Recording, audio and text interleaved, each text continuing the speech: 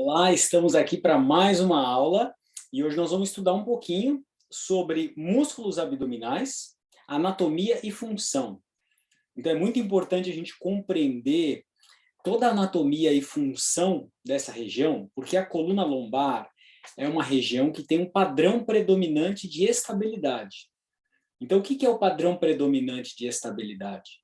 É a região do corpo onde a gente deve ter uma predominância maior de estabilidade do que de mobilidade.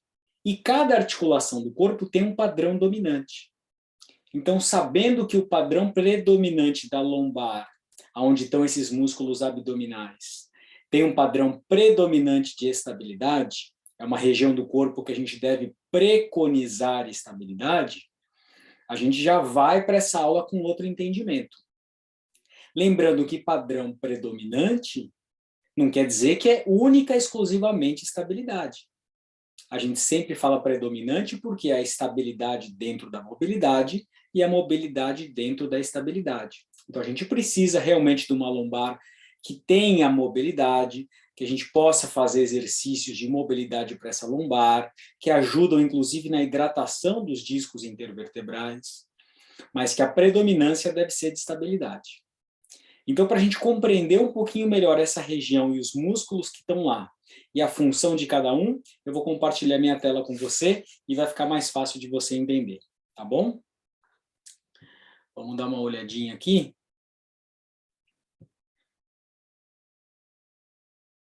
Em 3 dimensões, que vocês vão conseguir aprender de uma forma mais didática.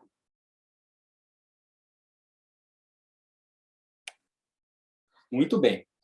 Então, o que nós vamos olhar aqui? Primeiro, vamos olhar para os músculos de uma forma geral. Então, aqui a gente tem uma visão do reto abdominal. Então, esse é o principal músculo que faz a flexão da coluna lombar. Então, o reto abdominal, o músculo mais superficial dos abdominais, né? Inclusive quando a pessoa está com baixa porcentagem de gordura e esse abdômen fortalecido, a gente consegue enxergar os gomos, né, do reto abdominal. Aqui nesse slide a gente consegue ver desde a origem dele, ali na 5ª e 7ª costelas, no processo xifoide do externo, e ele vai lá para baixo na sínfise púbica. E vocês estão vendo ali meio transparente, por baixo dele já está aparecendo o transverso abdominal. Mas vamos dar uma olhada qual que é a ação do reto abdominal. O que esse reto abdominal faz? Então aqui a gente consegue ver bem que a ação do reto abdominal faz única e simplesmente a flexão lombar. É isso que ele faz. Então, estando com a pelve ancorada, com a pelve fixa, ele faz a flexão da coluna lombar. Ele não faz a flexão do quadril, ele faz a flexão da coluna lombar. Porém, se a gente tiver com a pelve não fixada, ele faz esse movimento de posteriorização da pelve, que a gente chama de báscula posterior. Então, aqui no caso, a gente tem um ponto fixo lá no externo e nas costelas, e é a pelve que está movimentando. Tá bom? Mas em ambos os casos, isso é uma flexão da coluna lombar. Tá bom? Então, esse é o reto do abdômen. Vamos passar para o oblíquo interno e entender o que o oblíquo interno faz. O primeiro movimento básico que ele faz é a rotação para o mesmo lado.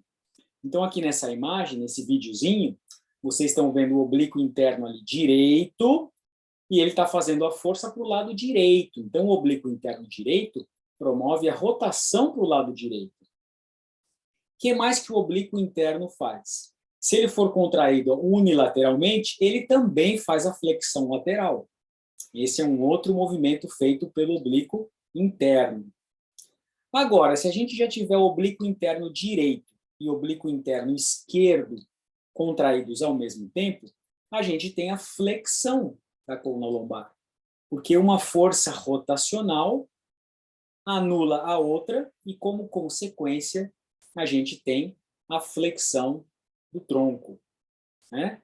Assim como os dois contraídos ao mesmo tempo também podem colaborar no mesmo movimento do reto abdominal, que é essa báscula posterior, a retroversão pélvica.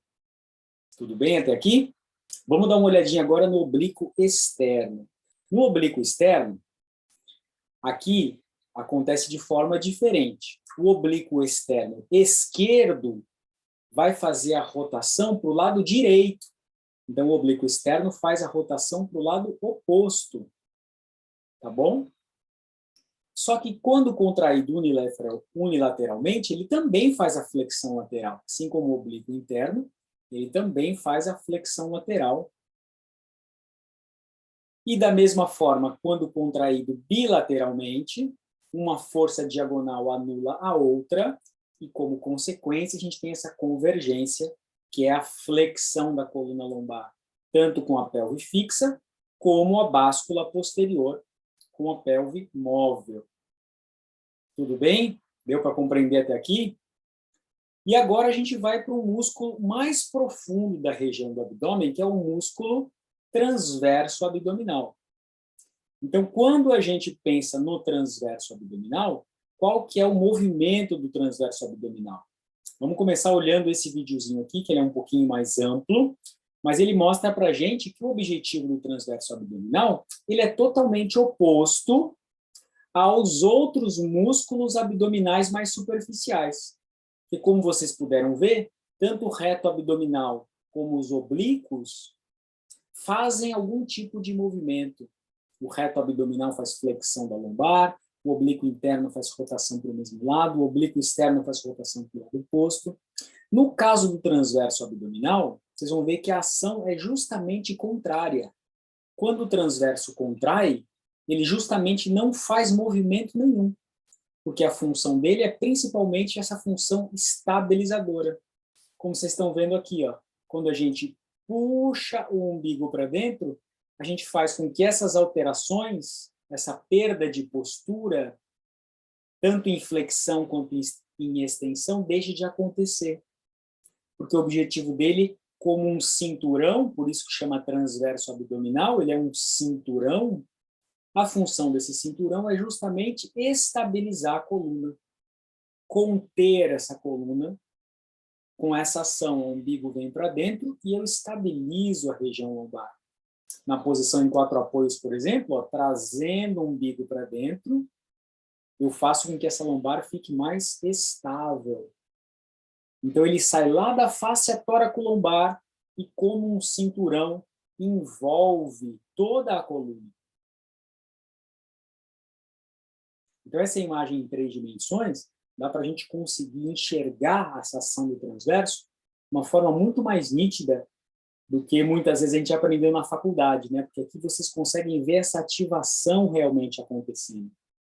Mas eu quero mostrar um outro vídeo agora para vocês, do próprio transverso abdominal, que é muito interessante olhar essa outra forma aqui, que ele mostra como a coluna, né? Se ela não tem essa estabilidade, ela tende a cair, né? Aquele aluno que vai fazer uma flexão de braço e não consegue sustentar. Então, aqui o Gasparzinho está ajudando a gente e ele está mostrando como esse transverso, que é aquela cinta ali que ele passou ao redor, faz justamente essa força de sustentação, de contenção, como se fosse uma caixa de força. Então, o transverso é o principal estabilizador da lombar. Mas muitas vezes a gente usa a nomenclatura do core, né? Ou muitas vezes falam dessa técnica do bracing, que é quando a gente usa outros músculos também que podem colaborar com a estabilização, que são aí, no caso, como vocês estão vendo, os paravertebrais, na parte posterior. A gente tem, na parte inferior, o períneo, a musculatura do assoalho pélvico, que faz uma contenção inferior. A gente tem o diafragma, que faz uma contenção superior, que são essas setas que vocês estão enxergando. E as musculaturas mais superficiais, que a gente já estudou, tanto os oblíquos quanto o reto abdominal, também podem trabalhar juntos para que essa estabilização seja ainda mais eficiente. Uma estabilização mais forte até, quando a gente contrai esses músculos em isometria. Então, o objetivo, como nesse exercício aqui, é perceber que mesmo com a movimentação do quadril, a pelve permanece neutra, ou numa prancha lateral, ou numa prancha frontal. A gente consegue manter a lombar estável enquanto faz esses outros movimentos. Então, essa compreensão do objetivo do transverso abdominal é muito importante, porque é um trabalho de base. Esse aqui é um trabalho proprioceptivo, por exemplo, onde o personal trainer, ele é como se ele enganasse a aluna. A aluna não sabe para onde ele vai fazer essa força. Então, ela precisa manter o quê? A estabilidade. O desafio aqui é que ela mantenha a estabilidade enquanto ele faz essas forças aleatórias, que ela não sabe para onde vai. E aí você vai treinando esses músculos mais profundos, né? São músculos profundos que vão provendo essa estabilidade, essa contenção, como o Gasparzinho está mostrando, como se fosse uma caixa estabilizadora, né?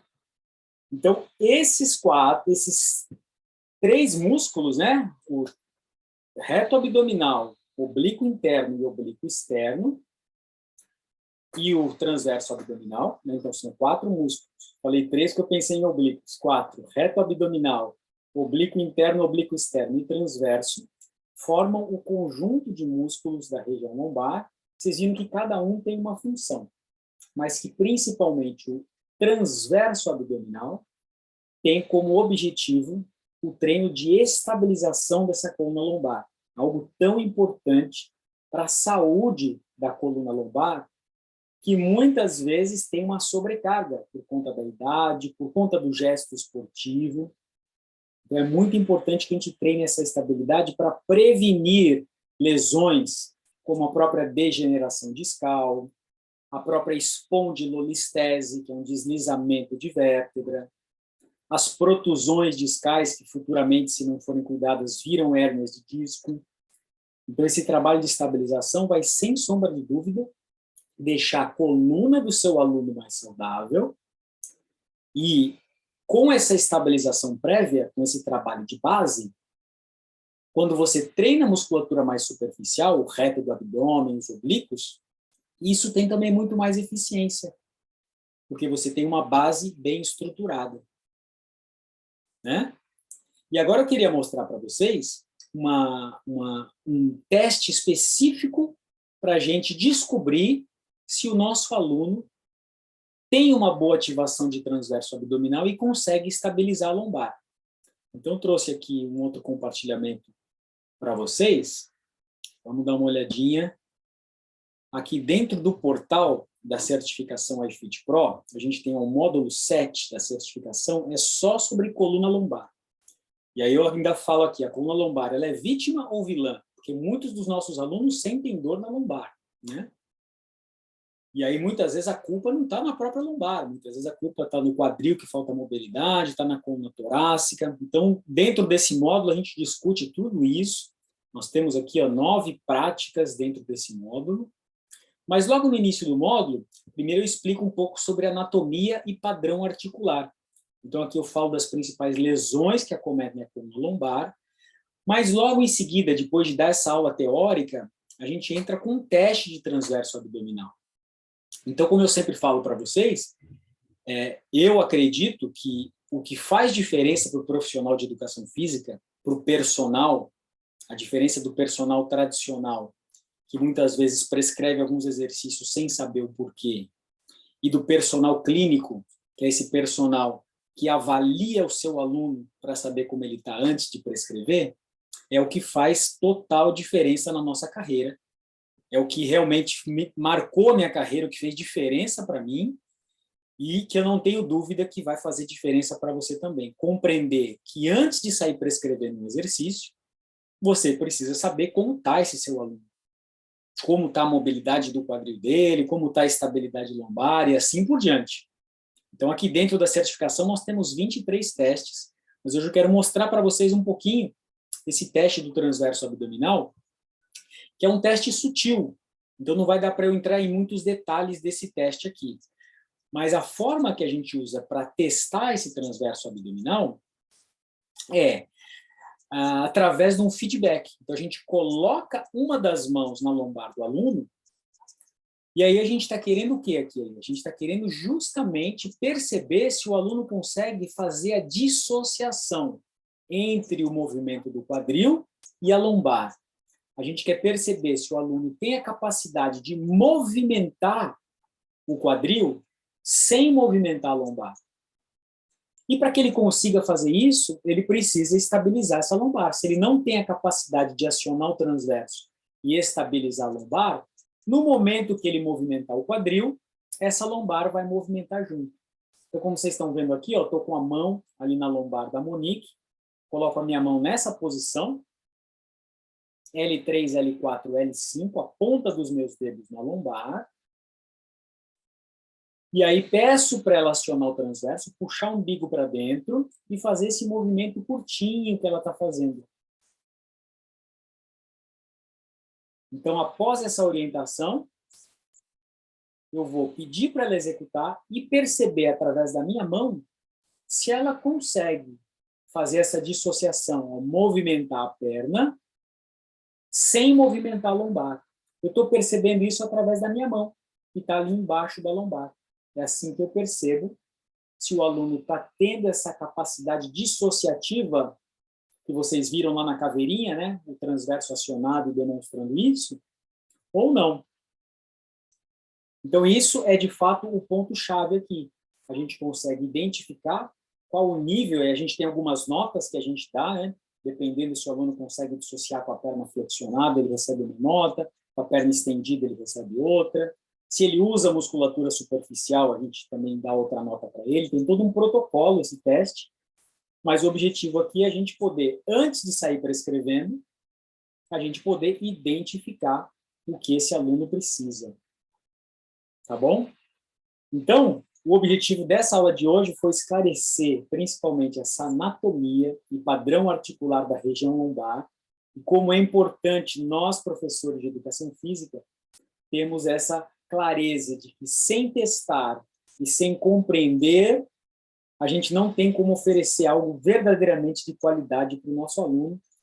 E essa é a minha missão aqui, poder ajudá-los a irem cada vez mais criando essa consciência do personal clínico, que compreende as lesões musculoesqueléticas e sabe prevenir essas lesões, sabe identificar as disfunções, e dessa forma você traz mais qualidade de movimento e traz mais performance para o seu aluno.